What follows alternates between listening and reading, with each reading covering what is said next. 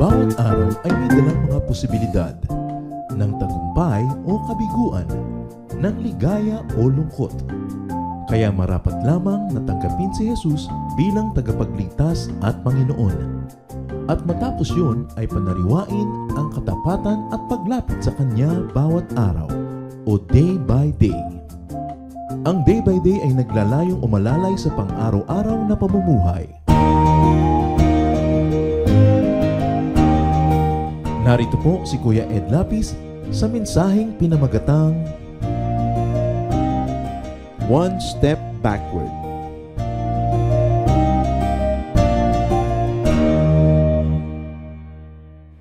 It is very good to say that it is well with my soul, and we can say that only because the Spirit of God rests in our hearts. A wise man once said, one step backward, two steps forward. Hindi daw pwedeng puro abante lang ang buhay, kuminsan merong atras, may pagtigil, para makabuelo, para makapagpahinga at nang sa ganon, lalo pang makaabante. In other words, it is some way of losing to gain eventually. At yan ang pamagat ng pag-aaral natin ngayon, one step backward, so to speak. Salamat Panginoon dahil kayo po ay nagpapagaling ng aming karamdaman, nagbibigay ng aming mga kailangan. Kayo rin ang nagtatapon ng liwanag sa mga madilim. Kayo rin ang nagpapakilala sa amin ng mga dapat naming makilala at makita. Kayo ang nagbubunyag ng mga lihim. At kayo, Panginoon, ang naggagabay sa mga matuwid. Patawarin niyo kami sa aming mga kasalanan at nawa, Panginoon, linisin niyo kami ng lubos. Walang maging hadlang para namin kayo makita ng malinaw at mukhaan. At ang katotohanan niyo magpalaya sa amin, maging liwanag ng aming daan, at maging tibay ng aming loob. We ask you, Father, to be our speaker, lead us unto greater knowledge of you, strengthen us, empower us, heal us with your words. In the name of your Son, Jesus, our Lord and Savior, we pray, confident that you will bless your people today. Amen. Mark 1:21-38. Isang magandang kwento ng napakaraming mabubuting ginawa ng Panginoon. Jesus and his disciples went to the town of Capernaum. Then on the next Sabbath, he went into the Jewish meeting place and started teaching. Everyone was amazed at his teaching. He taught with authority, not like the teachers of the law of Moses. Suddenly, a man with an evil spirit in him entered the meeting place and yelled, "Jesus from Nazareth, what do you want with us? Have you come to destroy us? I know who you are. You are God's Holy One." Jesus told the evil spirit, "Be quiet and come out of the man." The evil spirit shook him, then it gave a loud shout and left. Everyone was completely surprised and kept saying to each other, "What is this? It must be some new kind of powerful teaching." Even the evil spirits obey him. Isang malaking himala na sa pagtitipon nung araw ng pagsamba ay pumasok sa loob ng bahay dalanginan at ng bahay na pinagtitipunan ng isang taong inaalihan ng masamang espiritu. At sa dinami-rami ng tao doon, siya pa ang nakakilala kung sino si Jesus. Sa madaling salita ay pinalaya ng Panginoon ng lalaking ito mula sa masamang espiritu at ginulugulo muna ng masamang espiritu yung katawan ng tao, pinanginig. The man was shaken and then the spirit left him at nagulat namangha ang mga tao. Verse 28, news about him and news about Jesus quickly spread all over Galilee. As soon as Jesus left the meeting place with James and John, they went home with Simon and Andrew. When they got there, Jesus was told that Simon's mother-in-law was sick in bed with fever. Jesus went to her, he took a hold of her hand and helped her up. The fever left her and she served them a meal. That evening after sunset, all who were sick or had demons in them were brought to Jesus. In fact, the whole town gathered around the door of the house. Jesus healed all kinds of terrible diseases and forced out a lot of demons. But the demons knew who he was, and he did not let them speak. Very early the next morning, Jesus got up and went to a place where he could be alone and pray. Simon and the others started looking for him. And when they found him, they said, Everyone is looking for you." Jesus replied, "We must go to the nearby towns so that I can tell the good news to people there. That is why I have come." So na kumalat ang balita tungkol sa pagpapalaya ng Panginoon doon sa taong inaalihan ng masamang espiritu. Kaya naman lalo siyang naging kilala. At pag uwi niya sa bahay nito sila Pedro, may sakit ang biyanang babae, nakaratay, may lagnat, pinagaling ng Panginoon at ang matandang babae ay agad na tumayo at naghanda ng makakain nila. Dinala ang napakaraming uri ng mga may sakit doon sa bahay na yon. Nagkakamayaw ang mga tao at hindi magkakasya-kasya sa lugar. Lahat ng iba't ibang uri ng karamdaman, pati na ang mga inaalihan ng masasamang espiritu. At lahat sila ay pinagaling. Kinabukasan, madilim pa, tulog pa ang lahat, ay ang Panginoon lumabas ng bahay, nagpunta sa gulod, sa isang ilang na lugar kung saan tahimik at walang ibang tao, at siya ay taimtim na nanalangin. Ngunit dumating ang kanyang mga disipulo, siya ay ginambala at sinabing, "Marami na po naghahanap sa inyo. Sikat na sikat kayo, pinag-uusapan, at napakarami mga tao na ngayon ay nakapila." At sabi ng Panginoon, dapat na tayong lumipat sa ibang lugar, dapat na makarating din ang mabuting balita sa iba't ibang mga dako. So what do we see in this story? Jesus teaches, and with authority. Sanay na yung mga tao na nakikinig sa mga walang kalatoy-latoy na mga nagtuturo, walang kakwenta-kwenta, walang power, walang dating, kaya parang mayroong sariwang hangin na bigla na lamang na dumating at umihip sa kanilang direksyon nung si Jesus ay nagturo. Sabi nila, with authority. This is different from the teachers that we know. Jesus delivers a demon-possessed man initially, then heals Peter's mother-in-law instantly. And then Jesus proceeded to heal many more kinds of terrible diseases and forces out a lot of demons. In other words, Jesus does much good. May lesson agad para sa atin na mga nagsasabing tayo anak ng Diyos, tagapakinig at sumusunod sa Panginoon, that we should fill our lives with good deeds. Tigbe 24 oras lang tayong lahat, 7 days a week. Pantay-pantay ang lahat ng tao sa dami ng oras na available sa Kanya. At ang Panginoon, ginugol niya ang napakarami niyang oras sa paglilingkod. We should fill our lives with ministries and services to people. We were created for a purpose. We were created and gifted to serve others. Ang malalim, mataas at malawak na ligaya ay natatamasa kung tayo ay naglilingkod sa kapwa. At yung malalim, di maipaliwanag na lungkot, pangungulila, kawalan ng direksyon, ay nararanasan ng mga wala man lang paglilingkod sa kapwa at nabubuhay lang para sa sarili. Sila ang napakarami mga inip, sila ang napakarami mga lungkot, maraming mga depression dahil sa sarili lang nakatuon ang pansin. Subalit yung nagtutuon ng pansin, paglilingkod, naggugugol ng pagod, nagpapawis, naghihirap para sa kapakanan ng iba, ay naaaliw ng Espiritong Banal, nagkakaroon ng kahulugan ng buhay, at kumukonte, kundi man lubos na nauubos ang espasyo para sa mga kung ano-anong mga kalungkutan at mga pangungulila at mga kawalan ng kabuluhan. Acts 10:38, God gave the Holy Spirit and power to Jesus from Nazareth. He was with Jesus as he went around doing good and healing everyone who was under the power of the devil. The Holy Spirit that empowered Jesus is the same Holy Spirit who is with us, who is in us. Kaya lahat tayo ay may karapatan, tungkulin at kakayanan na maglingkod sa kapwa. Ang paglilingkod parang step backward. Parang hindi napaglingkuran yung sarili mong pagnanasa, kagustuhan, mga adhikain. Subalit yun ay parang one step backward pero 2 steps forward ang kasunod. Dahil pag naglilingkod ka, marami rin na magbubuting bagay na napupunta sa buhay mo. Kasama na ron ang kaluguran ng Diyos na hindi pwedeng tawaran. John 14:12, I tell you for certain that if you have faith in me, Jesus says this, you will do the same things that I am doing. You will do even greater things now that I am going back to the Father. Isa daw yan sa tunay na marka, label, pagkakakilanlan sa nananalig talaga kay Jesus. Kung naniniwala tayo kay Jesus, gagawin din natin ang mga ginawa niya at hihigitan pa natin sa bibig mismo ng Panginoon nagmula, yung hihigitan pa natin. At hindi niya sasabihin yun kung walang dahilan. Bibigyan tayo ng kapangyarihan para madaig pa, hindi para sa ating kaluwalhatian, kundi sa kaluwalhatian ng Ama sa Langit, yung mga ginawa ng Panginoong Jesus.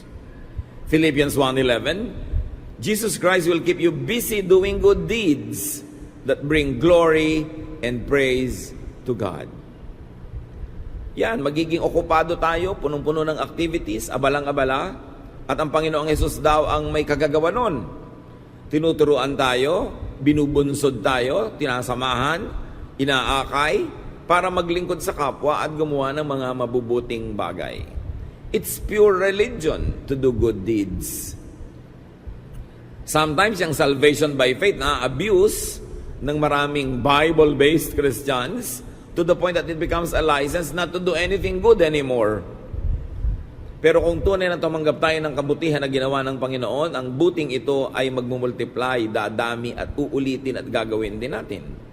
1 Peter 2:12, always let others see you behaving properly. Then on the day of judgment, they will honor God by telling the good things they saw you do. Malinaw, lagi daw na hayaan ng mga taong makita ka na tama ang kilos. Tama ang ginagawa mo. Pag nakatalikod ang iyong magulang, pagka biglang humarap, aabutan ka nag-aaral. Hindi puro games, hindi puro bulakbol, hindi puro kung ano-anong mga pagsasayang ng oras. Pag nakatalikod yung asawa mo, biglang umuwi, aabutan kang matino, matapat, naglilingkod. Pag bigla kang nakita ng iyong kasambahay, ang aabutang ginagawa mo ay kapuri-puri. Hindi bigla mong bibitawan, bigla mong iibahin dahil nahahalata ka na bisto kang may ibang ginagawang hindi tama. Pagka ikaw ay teacher, dapat pag chinek ang lesson plan mo, may lesson plan. Estudyante ka, pinagpass ng homework, may ipapass. Nagtatrabaho ka sa isang kumpanya, honest ka sa paggamit ng oras, hindi mo dinadaya yung kumpanya nagpapasweldo sa iyo na hindi ka naman nagtatrabaho o ginagamit mo pa yung oras at gamit ng kumpanya para i-promote ang sarili mong mga sideline. Naglilingkod ka sa isang tao, matapat ka, pinagtitiwalaan ka, dapat you deserve the trust. Hindi yung pag napatalikod ang tao, gagawa ka ng mga bagay na hindi mo naman gagawin sa harap niya. Dahil una, nahihiya ka o kaya ay talagang hindi dapat gawin. Always let others see you behaving well. It's pure religion also. Akala ng iba yung pagiging relihiyoso lang, magmemorya ng mga verses, ng mga doktrina, makipagtalo, daigin ng mga kausap. Pero sabi, kailangan ang lahat ng nakikita ng tao sa iyo, kapuri-puri. Yung hindi ka mahihiya, natamaan ka man ng camera, na-focus ka, nalitratuhan, hindi ka kahiya-hiya. Yun ang totoong tao. One unassailable mark of a true believer is being full of good deeds. Not being full of judgmentalism and self-righteousness. Not being full of jealousy or being competitive. At hindi yung mga taong siraan ng siraan, pagalingan sa ngalan ng Diyos. Hindi naluluwalhati ang Diyos kung ang mga nagsasabing nananalig sila sa Diyos ay naglalaban-laban, nag-aaway-away, naglalabo-labo para patunayan kung sino ang mas banal o mas tama. So napakaraming ginawa ng Panginoon na kabutihan. Kung tutuusin, nakakapagod. Nakakadrain. Mag-counsel ka lang ng isang tao, yung sabihin niya yung problema mo kahit hindi ka pa nagbigay ng payo, napagod ka na eh. Makinig lang ng problema, nakakapagod. Lalo na magbibigay ka pa ng matinong payo. Kung nagpa-follow up ka ng problema ng isang tao, nagpapa-counsel sa iyo, pabalik-balik, paulit-ulit, dahil nade-develop yung kwento ng buhay niya. Yun lamang magturo ka ng isang Bible class ay nakaka-drain.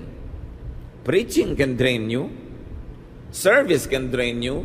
Nakakapagod ang lahat ng uri ng gawain.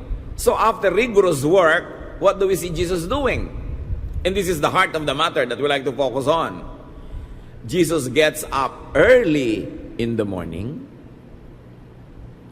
goes to a quiet place by himself, spends time alone with God, and prays. Maaga pa. Bakit maaga? Para tulog pa yung iba. Para tahimik. Para walang manggulo sa kanya. At siyempre, lalo tayo mga tao, iba naman yung linaw ng isip natin pagka umaga. Iba yung takbo ng utak mo sa gabi at pagod ka na, kaya huwag ka magpapasya sa oras na pagod ka at galit sa gabi. Matulog ka muna, kinabukasan na. Naiiba ang lahat pag nakakapagpahinga. So maagang maaga pa lang, hindi pa pumuputok ang liwanag sa silangan. Nagpunta siya sa isang tahimik na lugar. Maaring siya ay naliligiran ng ilang halaman o nasa siya sa mga gilid ng bundok kung saan ramdam na ramdam niya ang presensya ng Ama sa langit. At siya'y nag-iisa, nananalangin. Lesson para sa atin mga kapatid, after serving well, we should recharge spiritually by being alone with God and by praying. Nakaka-discharge talaga, nakaka-deplete yung paglilingkod. Kaya napakahalaga na kung ang isang tao ay galing sa isang paglilingkod sa kapwa, social work, nagturo, umawit, nangaral, naglingkod sa iba't ibang ministry, ang kasunod, quiet time. Because you cannot give what you do not have. Lalo't ikaw ay leader, tatay, nanay, manager, presidente ng kumpanya, team leader ng isang grupo, napakalaki ng pananagutan mo sa taong iyong pinangungunahan na magkaroon ka ng quiet moments with God. Why? Sa pananahimik mo sa presensya ng Diyos, lumilinaw yung isip, tumitino ang iyong mga desisyon. Bumabalik ang lakas mong espiritual para muli na naman makapanguna ka o makapaglingkod. Nananariwa sa iyo ang mga makahalagang bagay dahil pinapaalala ng Diyos at hindi ka nalilibang sa mga walang kwentang bagay, forgetting meaningful things. Tumitibay ang iyong pananalig para mapaglabanan mo ang mga tukso, malampasan mo ang mga pagsubok at magawa ang mga iniaatang sa iyong mga tungkulin.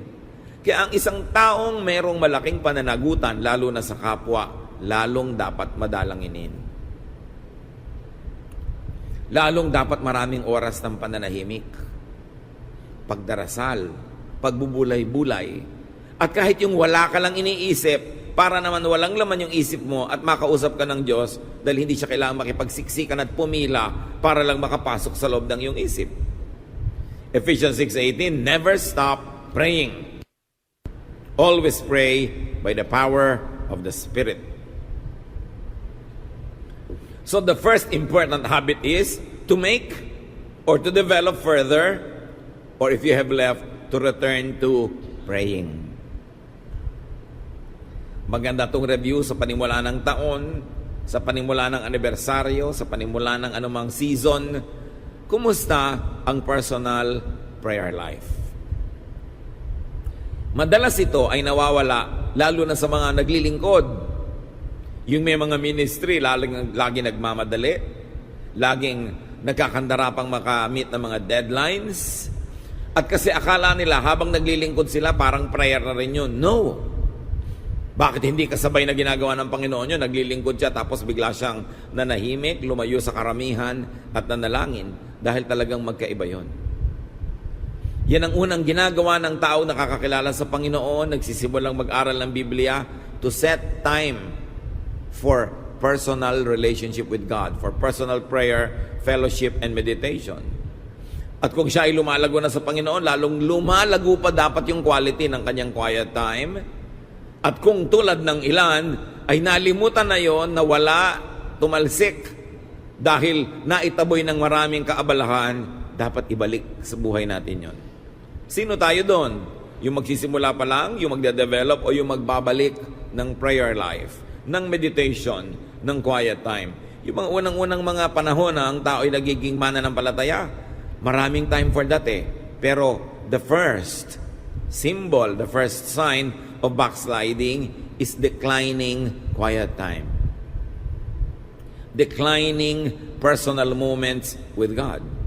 Acts 10:2, Cornelius was a very religious man. He worshipped God, and so did everyone else who lived in his house. He had given a lot of money to the poor and was always praying to God. So si Cornelius, bagamat isang Roman citizen, ay mananampalataya.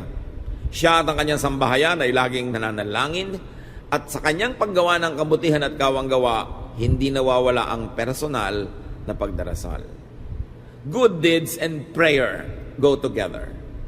Good deeds without prayer, kalahati lang. Prayer without good deeds, kalahati lang. Dapat yan magkakambal. Good deeds and prayer and a good prayer life distinguish genuine, powerful believers. Meanwhile, anong nakita natin nangyari habang ang Panginoon taimtim na nananalangin, dumating ang mga abala.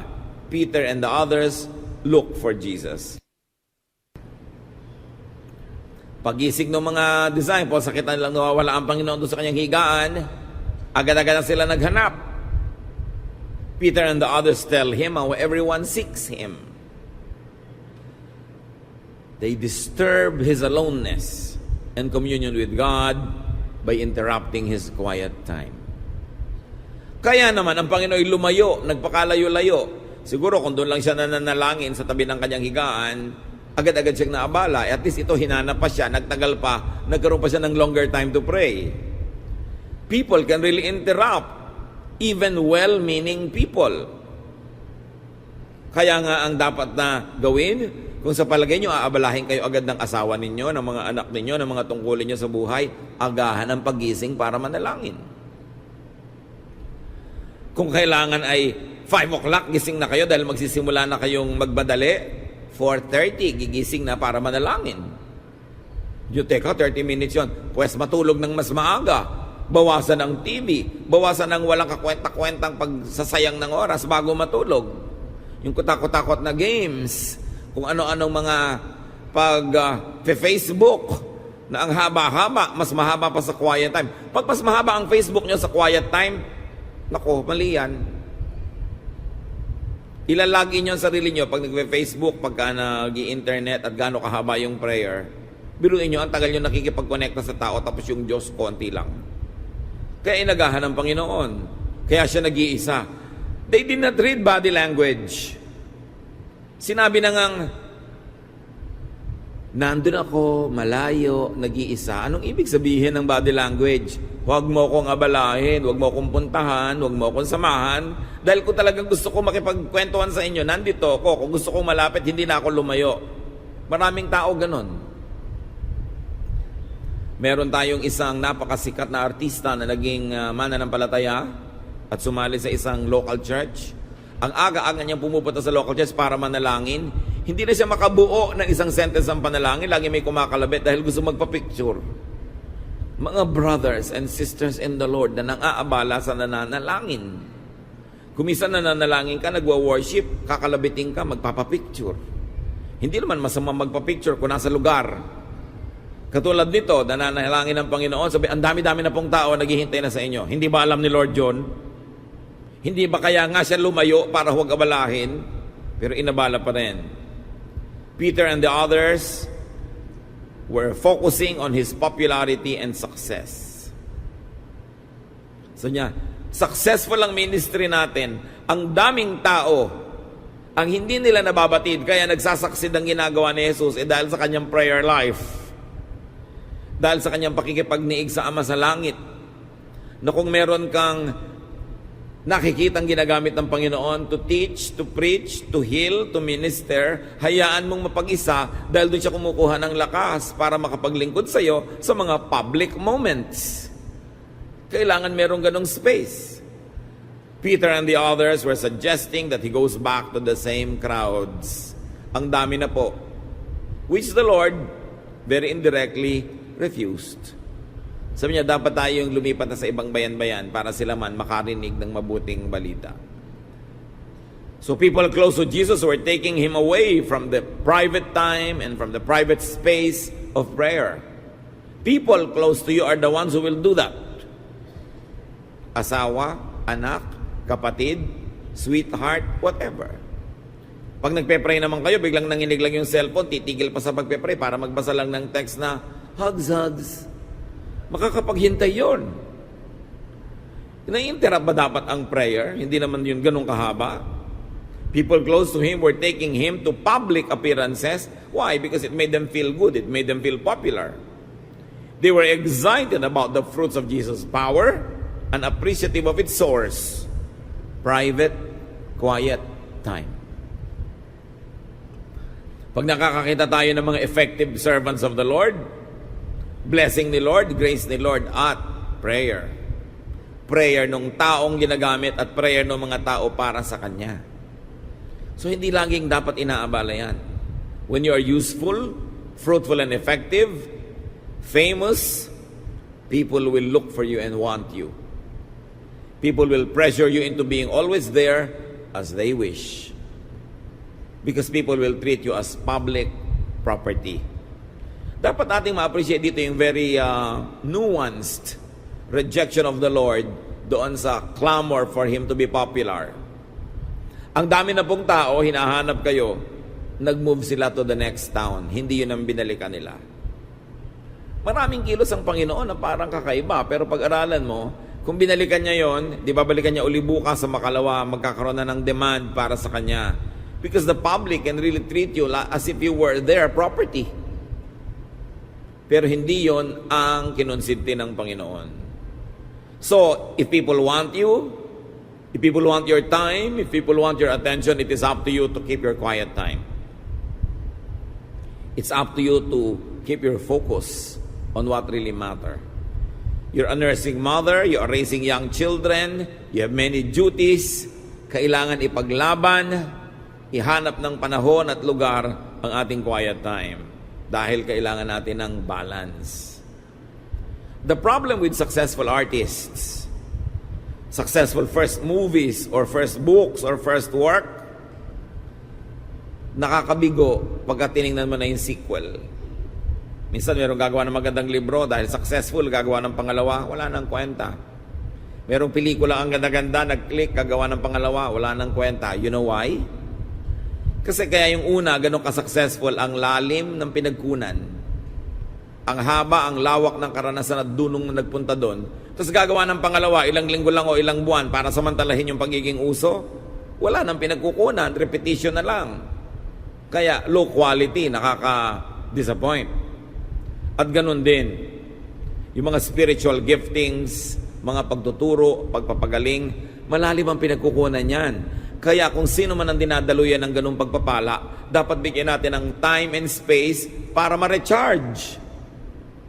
Para muli na namang mag-ugat siya sa malalim dahil nabunot na ng daming trabaho. Kailangan makakonekta uli siya doon sa banal, sa divine, sa Ama sa Langit. Hindi dapat inaabala yon. Kaya ang problema sa mga sequel, disappointing. Because it is not as rich as the first one because there was not enough time to make it well. Ganon din sa ating mga paglilingkod. At ang mga tukso, lalo sa mga lingkod ng Diyos, is immediately after a great success. Teacher ka, very popular ka, the temptation can come right after that.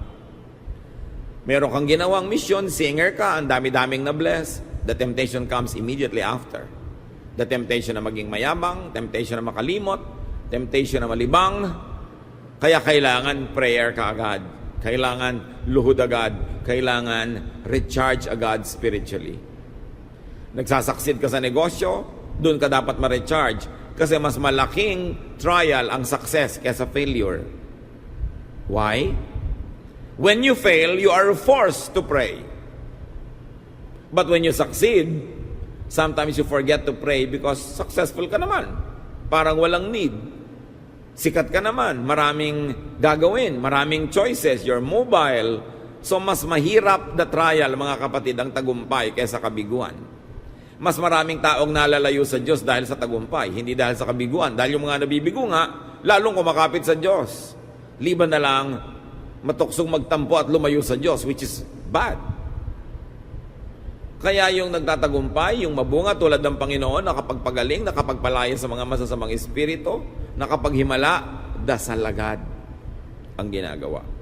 Para hindi pasukin ang yabang, para hindi malito, malibang, at hindi nagpapanggap na lang. Parang si Moses, nung galing siya sa bundok, humarap siya sa Diyos, nung bumaba siya, nagliliwanag talagang mukha niya, literal.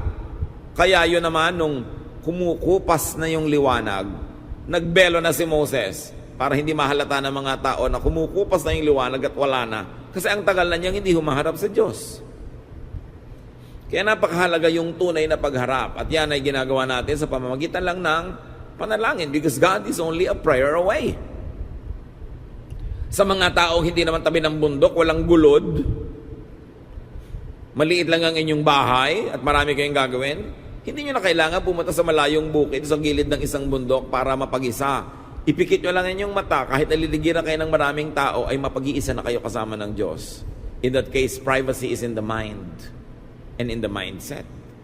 So keep your balance.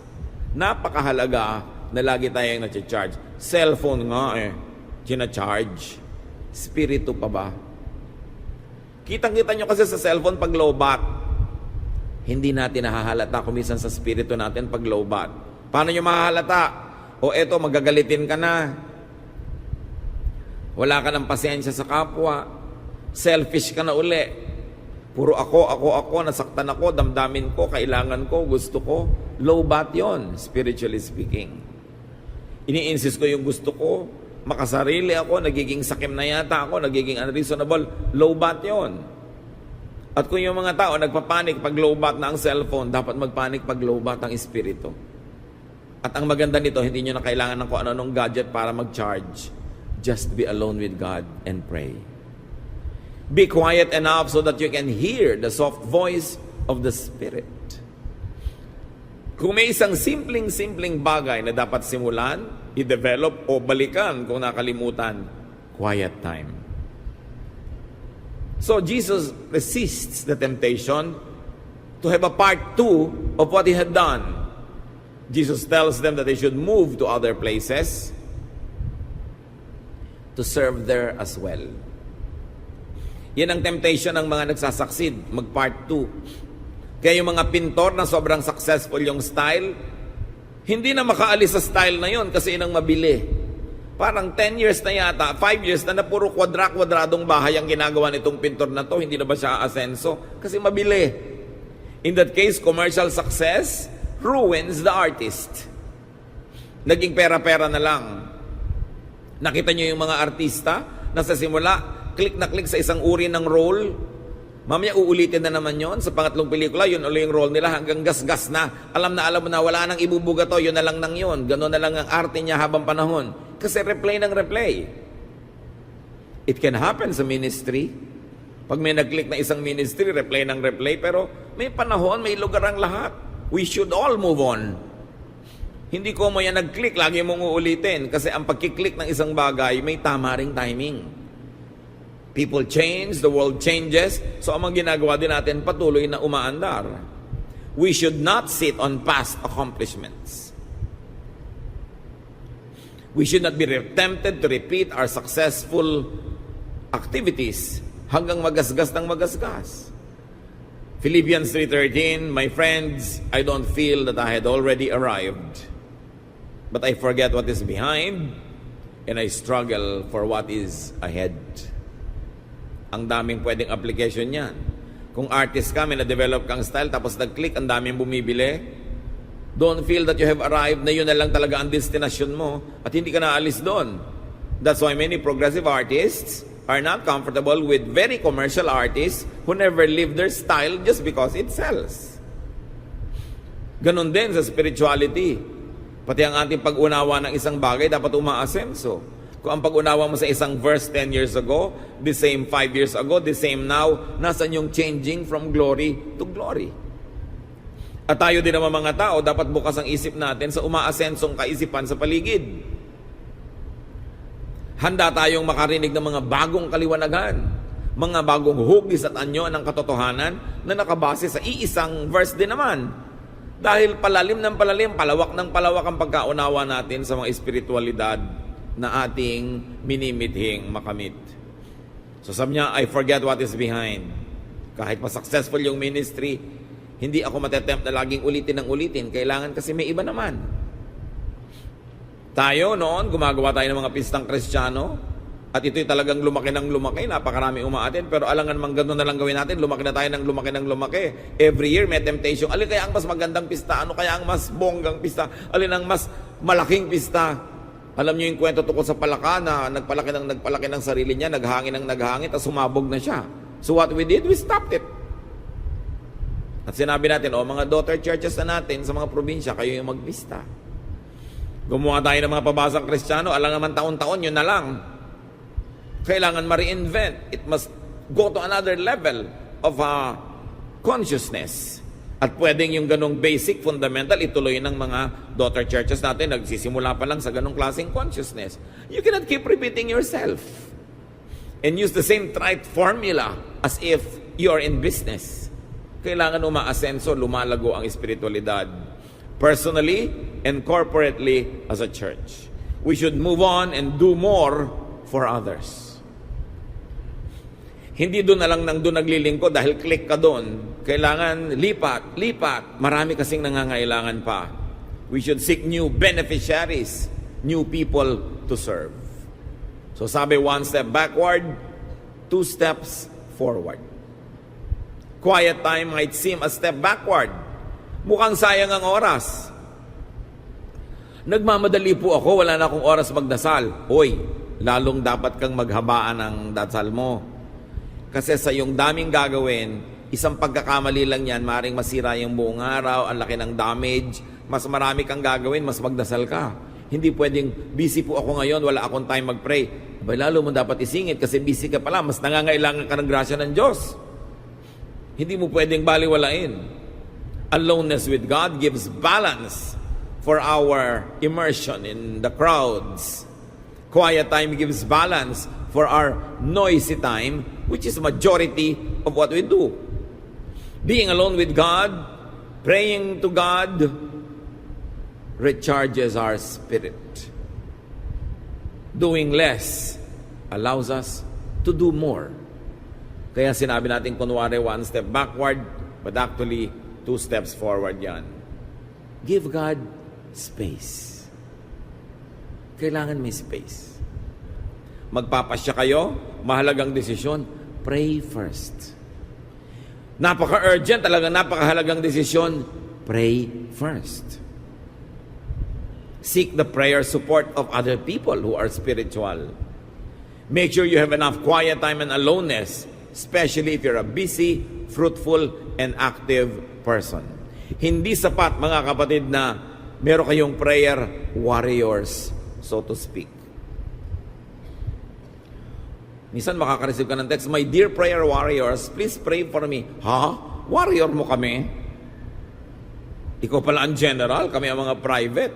Minsan na-abuse natin yung concept na yan. Diba? May mga dear prayer partners, tapos yung palang tao na yon, pasa lang ng pass, forward ng text siya, hindi na nagpe-pray. When you ask people to pray, remember 2 things. Pray for them also.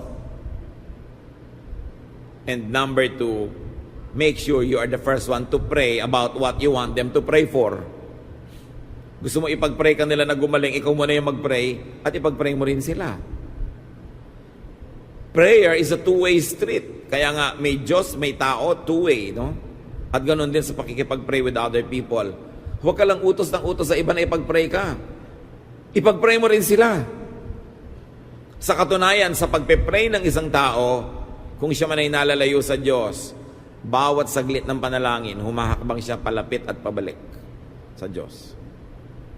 Kung siya ay spiritually lost, tinatamad, nanlalamig, tuwing nananalangin siya, nagiinit siya muli. Kaya lalong-lalo ka manalangin kung wala ka sa mood.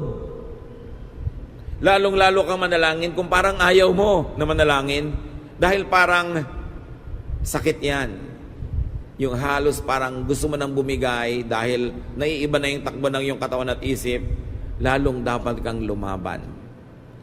Kaya yung mga nababagok, dinadala sa ospital, ginigising, huwag ka matutulog, huwag ka matutulog. Kasi ang temptation bumigay, matulog. Pero pag natulog ka, baka hindi ka na magising. Lalo ka dapat manalangin pagka parang nakakatulog yung espiritu mo. The less you want to pray, the more you need it. And it is important to be prayerful. Lalo pag maraming umaasa sa iyo. Charge, recharge, reconnect with the divine source of all power. Pag wala kang bunga, lalo naman na dapat ka manalangin. At pag mabunga ka, kailangan mong manalangin para hindi ka malasing. Put devotion, put prayer, put meditation and quiet time in your life. And if it was there once upon a time, put it back there again. Improve on your private time with God because it is your source of power. It is your source of inspiration. Mga creative people, mga decision makers, pag hindi nyo malaman ang gagawin at kahit sa palagay nyo alam nyo na, manalangin kayo sa gabi. Subukan nyo to, talagang it works. Manalangin kayo ng taimtim sa gabi bago kayo matulog. At sabihin nyo sa Panginoon, Lord, bukas po paggising ko, nawa ilagay nyo sa isip at puso ko ang inyong sagot, ang inyong payo, ang inyong turo, ang inyong direksyon. Tapos matutulog kayo ng payapa at asahan ninyo na diringgin nyo ng Diyos. Meron kayong desisyon na gagawin, mahirap gawin yung desisyon, manalangin kayo sa gabi na bukas, bigyan kayo ng guidance. Meron kayong mahalagang kailangang pasya, huwag munang magpasya, manalangin muna. Yung ilang minuto ng pananalangin is worth all the hours, the days, and the years of rectifying a wrong decision. Kaya napakahalaga ibalik ang panalangin. Keep improving on your devotions. Kaya actually yan, hindi one step backward. Praying is many steps forward. Ama namin, salamat na lang po because you're only a prayer away. Salamat nagkakatipon-tipon kami para balikan ng isang napakasimpleng bagay at katuruan ang manalangin. Patawarin mo kami, Panginoon, kung kami nagkakaroon na ng mga pagkukulang. At salamat sa iyo, pinupuri ka namin para sa bawat isang talagang napakabunga ng prayer life. Ang dalangin namin, dagdagan nyo pa because room for improvement is the biggest room in the world. And we can always grow from glory to glory. Magbulay-bulay tayo mga kapatid, magpag-grade tayo sa Espiritu ng Diyos about our prayer life. Kung mababa, taasan. At kung mataas, taasan pa. Lord, ipakilala nyo sa amin, ipaalala ang pangangailangan namin sa pribado, tahimik na pananalangin. Be alone with God for a while and be blessed.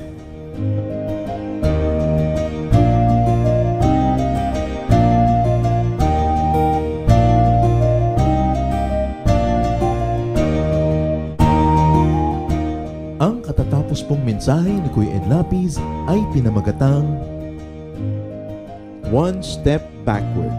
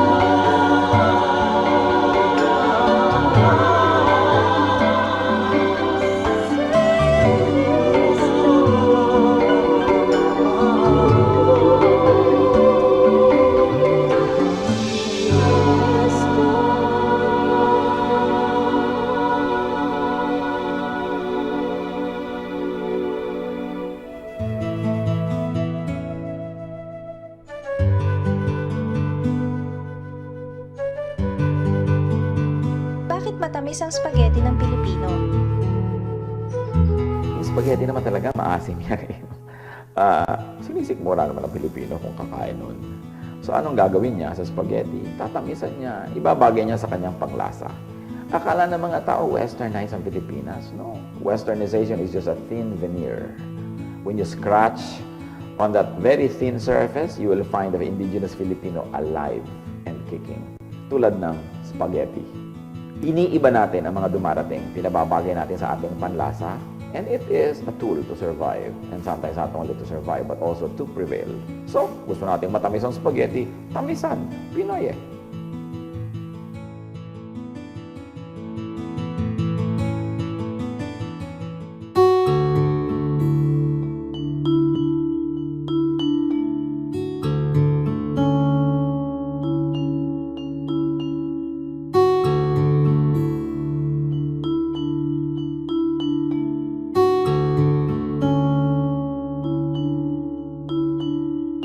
Pagmamahal mo sa akin o kahirap malirik,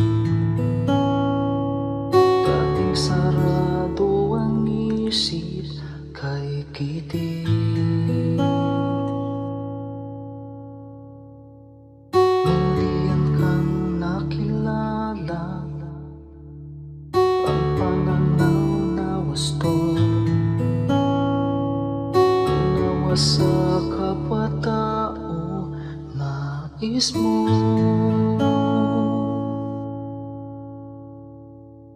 O Jesus, ang iyong pag-ibig ay hindi nagtatangi. Puso ko ay nagpupuri, tingin pagluwalhati sa paglakbay sa aking buhay. Di na nga maliligaw, puso ko man maging isip, tigil lagi ng pag-ibig.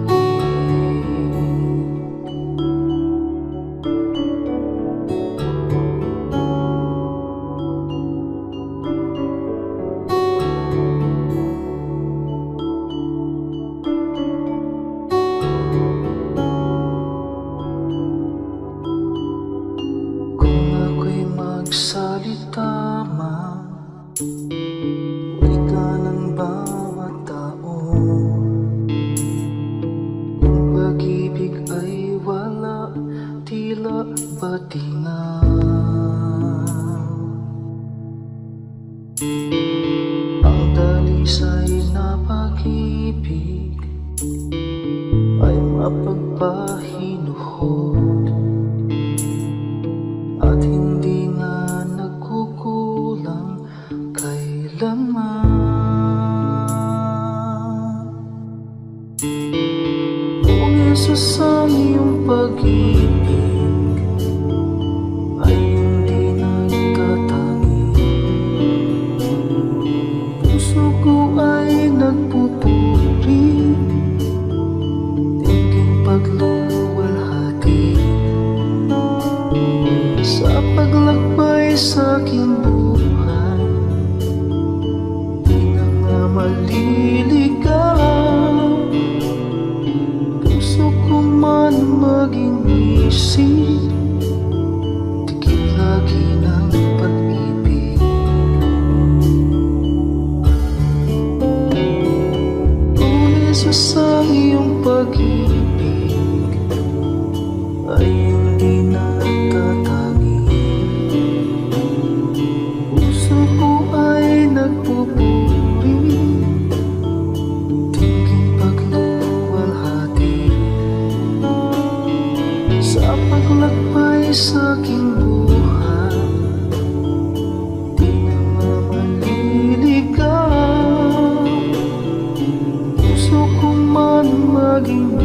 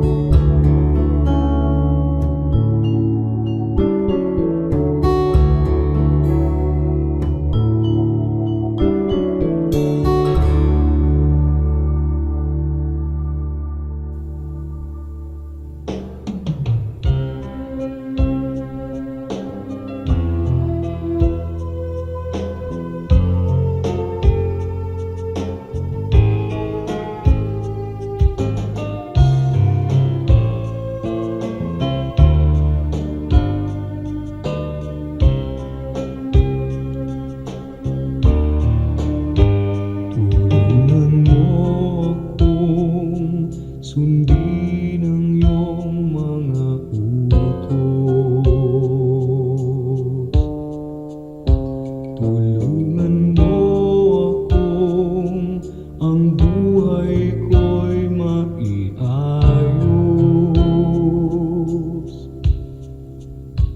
At sa mga tukso, tulungan mong pigilin ang sarili ko. Tulungan mo akong maging tapat sa'yo. Pagpipigil sa sarili, pagpipigil sa sarili. Kung nalulungkot at nalulumbay, magtiis at maghintay. Pagpipigil sa sarili, pagpipigil sa sarili. Ang ituro mo sa buhay ko, Jesus.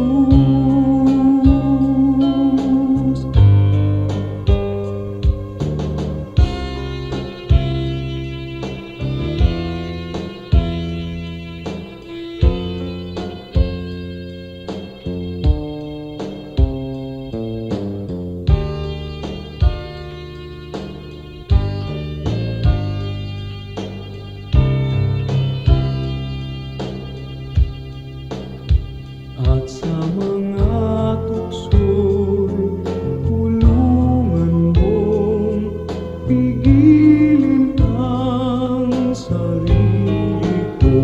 Tulungan mo akong maging tapat sa'yo. Pagpipigil sa sarili, pagpipigil sa sarili. Kung nalulungkot at nalulumbay, magtiis at maghintay. Pagpipigil sa sarili, pagpipigil sa sarili. Ang ituro mo sa buhay ko, Jesus.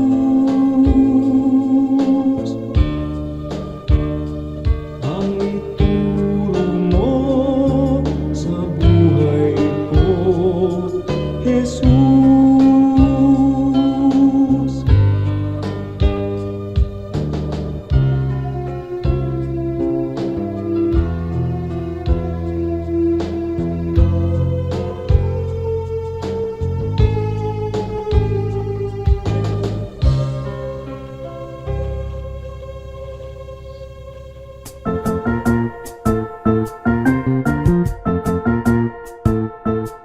Oras na po para pansamantalang magpaalam ang programang Day by Day. Tayo po'y magsama-sama tuwing ika-6 hanggang ika-7 ng umaga, araw-araw. Magandang umaga po at mabuhay ang Panginoong Hesus.